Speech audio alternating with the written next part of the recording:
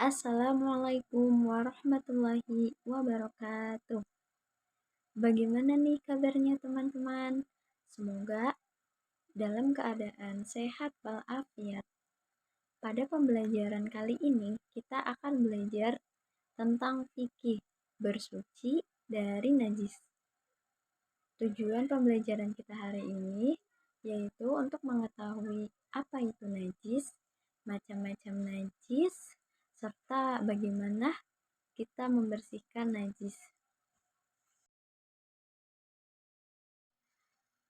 Sobat belajar, setiap muslim yang ingin beribadah kepada Allah Subhanahu wa taala, maka ia dituntut harus dalam keadaan bersih dan suci, baik badan, pakaian, tempat, dan lingkungan.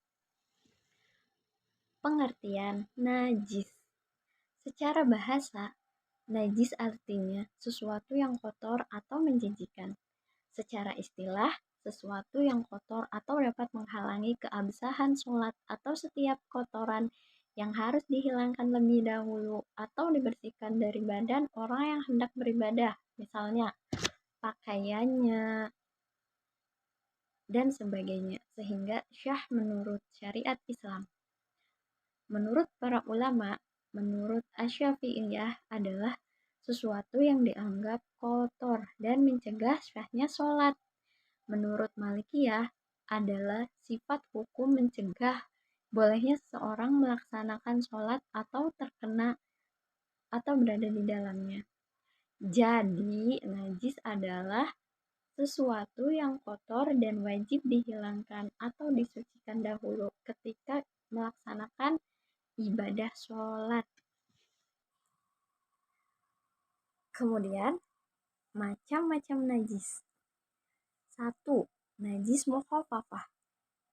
2. Najis mutawasitoh. 3. Najis mughalazoh. Apa itu najis mukhafafah? Nah, najis mukhafafah yaitu artinya najis yang ringan. Yang termasuk najis mukhafafah contohnya air kencing bayi laki-laki yang umurnya belum 2 tahun, tidak makan apa-apa selain air susu ibunya. Mukhafafah contohnya air kencing bayi laki-laki yang umurnya belum genap 2 tahun, tidak makan apa-apa selain air susu ibunya. Nah, adapun cara membersihkan, misalkan air kencing bayi laki-laki di lantai. Nah, pertama-tama hilangkan najisnya, kemudian percikan air yang suci lagi mensucikan, lap dengan kain hingga bersih dan kering.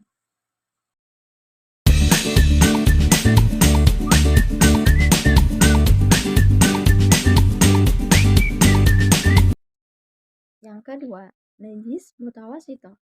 Artinya najis pertengahan. Yang termasuk jenis najis ini diantara lain adalah darah, nanah, muntahan, kotoran manusia, kotoran hewan, bangkai hewan, dan khamr. Najis mutawasitoh terbagi menjadi 2, najis hukmiyah dan najis ainiyah.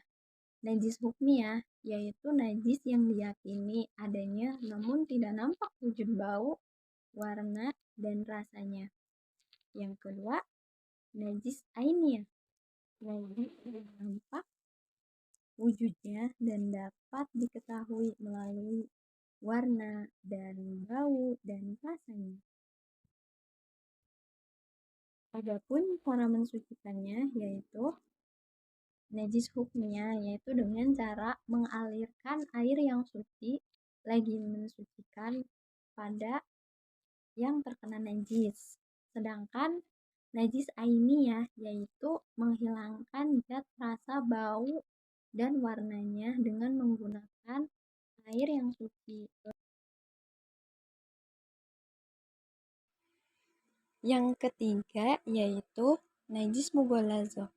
Najis mughalazoh artinya najis yang berat.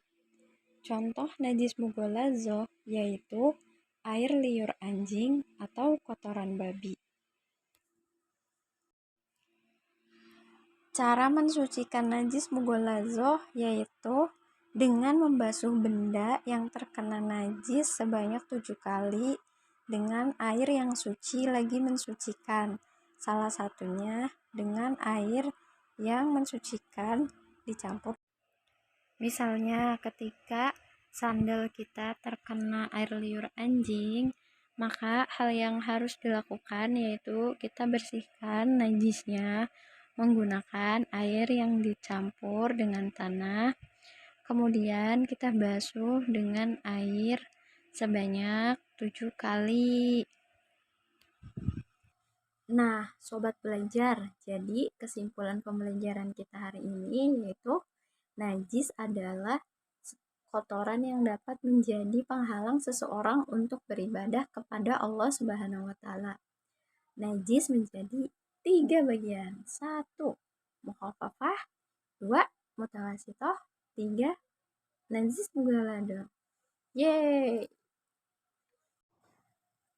Sampai di sini video pembelajaran ini dan sampai jumpa lagi pada media pembelajaran selanjutnya. Assalamualaikum warahmatullahi wabarakatuh.